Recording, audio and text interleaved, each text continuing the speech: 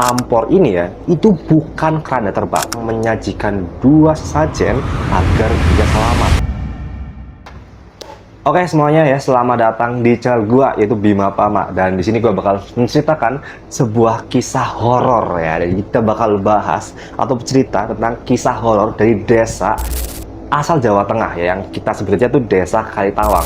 Nah, di desa ini itu ada hal yang aneh ya.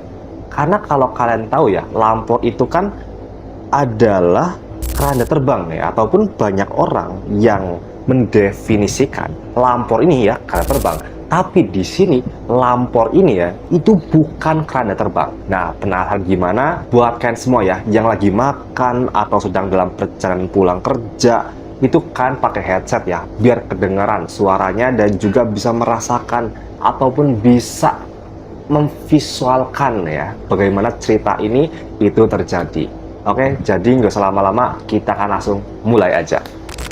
Oke, cerita itu dimulai ya dari seseorang yang bernama Ilham di salah satu desa di Jawa Tengah ya, sebut aja nama itu Desa Kalitawang. Nah, di Desa Kalitawang ini itu terbiasa apa? Terbiasa membuat ya ataupun menyajikan sebuah sesajen di setiap malam Jumat Kliwon di depan rumahnya. Ya kan tahu sendiri ya sesajen itu apa aja.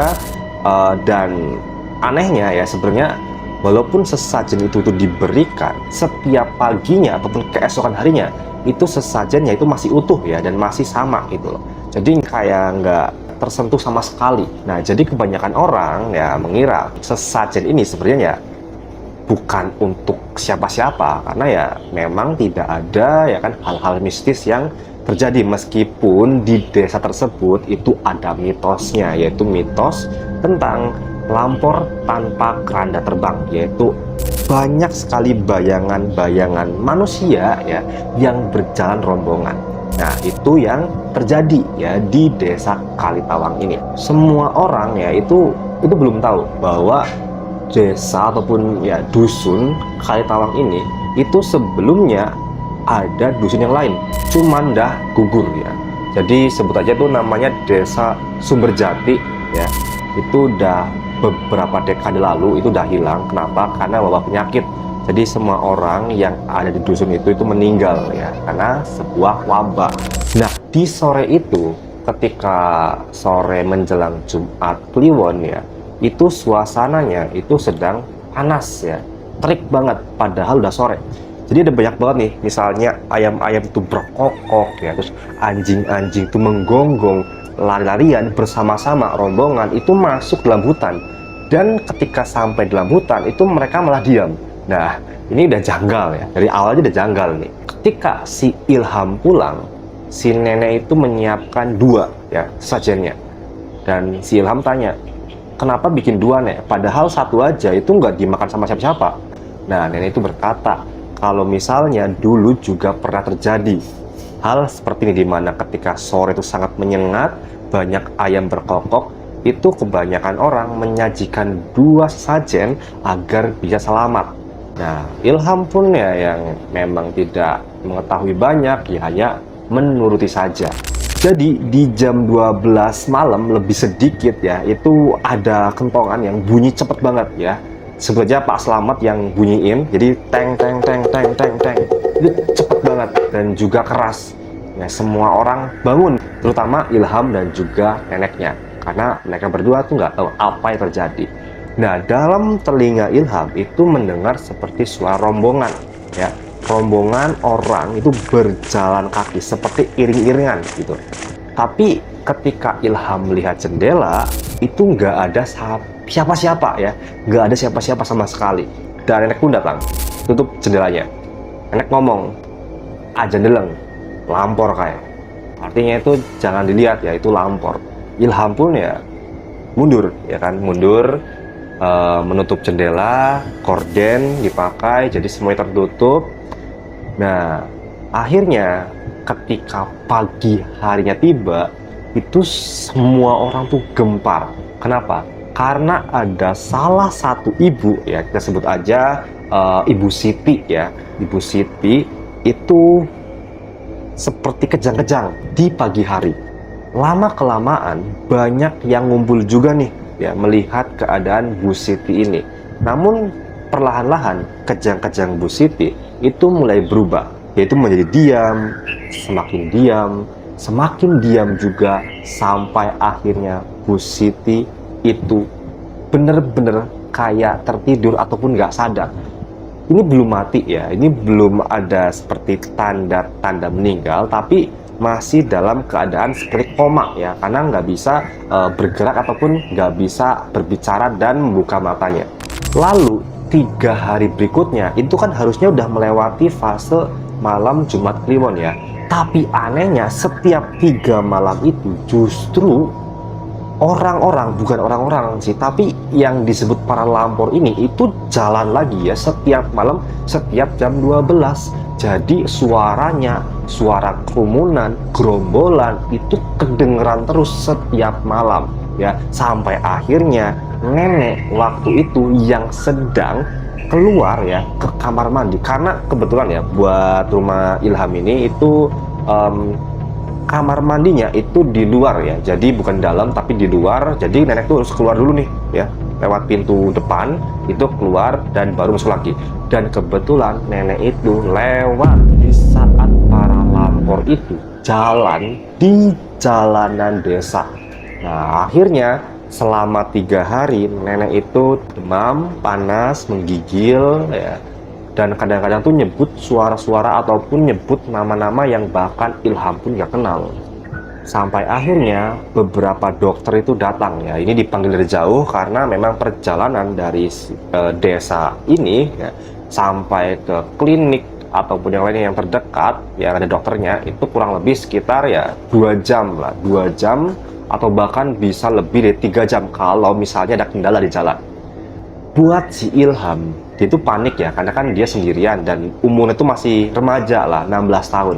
Nah akhirnya dia itu datengin seseorang ya, udah agak sesepuh ya, kita sebut aja itu Mbah Karto. Nah Mbah Karto ini ya dia memang udah lama dan udah mengenal, bahkan banyak orang sebenarnya itu bisa dibilang menjauhi ya Mbah Karto. Kenapa? Karena dia itu seperti mirip dukun gitu kan. Kebanyakan masyarakat di saat itu nggak percaya dengan dukun, sedangkan untuk si Ilham ya karena nggak mau neneknya itu tambah parah, karena tahu nih bahwa masalahnya itu gara-gara lampor gitu kan. Lampor kan ini kan mistis ya, ini kan hantu atau makhluk ya, makhluk halus gitu kan. Akhirnya mau nggak mau ya Ilham itu datengin Mbah Karto.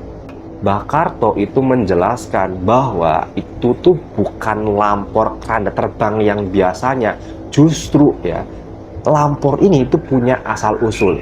Nah di sini Ilham akhirnya mengetahui informasi penting dari Mbah Karto.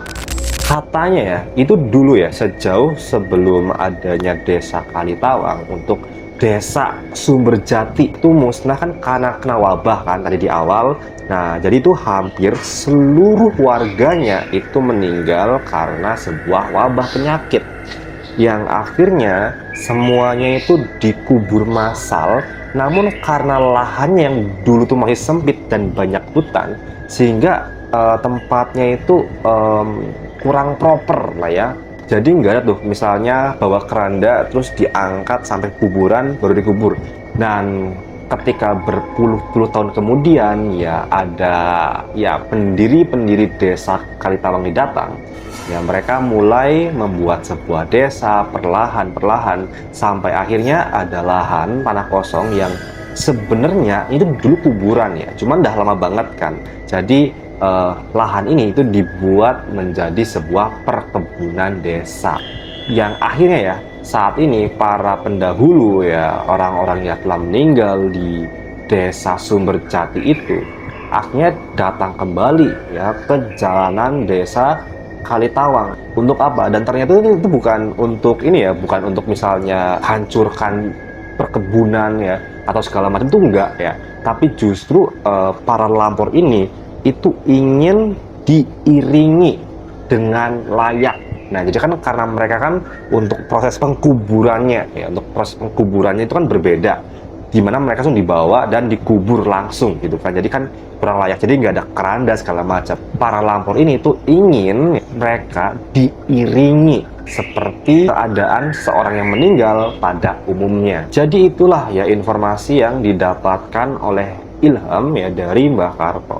Beberapa hari ketika para lampor itu yang rombongan tuh datang lagi, mereka berjalan ya setiap malam, membuat suara kegaduhan di suara yang hanya langkah kaki aja tapi terasa sangat bising ya, apalagi ketika di tengah malam. Sampai akhirnya ya Mbah Karto ternyata melakukan sebuah perjanjian dengan kepala desa ya, yang akhirnya kepala desa itu mengikuti arahan dari Mbah Karto. Untuk apa? Untuk membuat sebuah upacara ya, upacara penghormatan dengan cara dimana kita itu orang-orang di sana itu membawa sebuah keranda tanpa ada mayat, dan semua orang di belakangnya itu, semua orang di desa menggunakan pakaian hitam ya, seperti melayat pada umumnya. Jadi mereka menaburkan bunga tapi tidak ada jasad pada keranda ini, jadi hanya dengan upacara aja.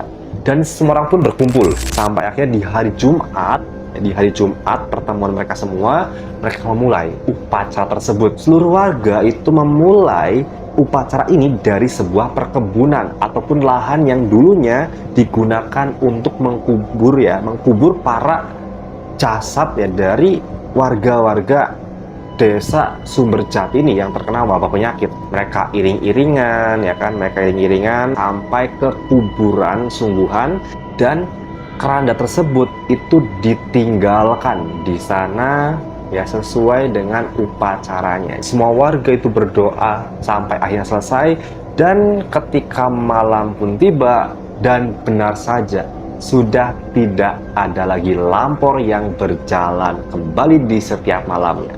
Singkat cerita, minggu demi minggu pun berlalu. Jadi semua orang sudah merasa damai karena setiap malam tidak ada lagi tuh lampor yang berjalan lagi setiap malamnya.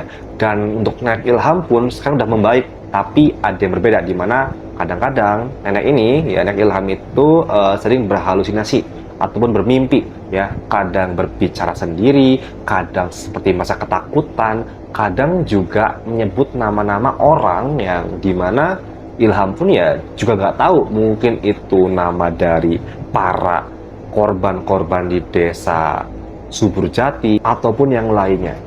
Akhirnya hari demi hari pun berlalu, semua warga merasa damai kembali.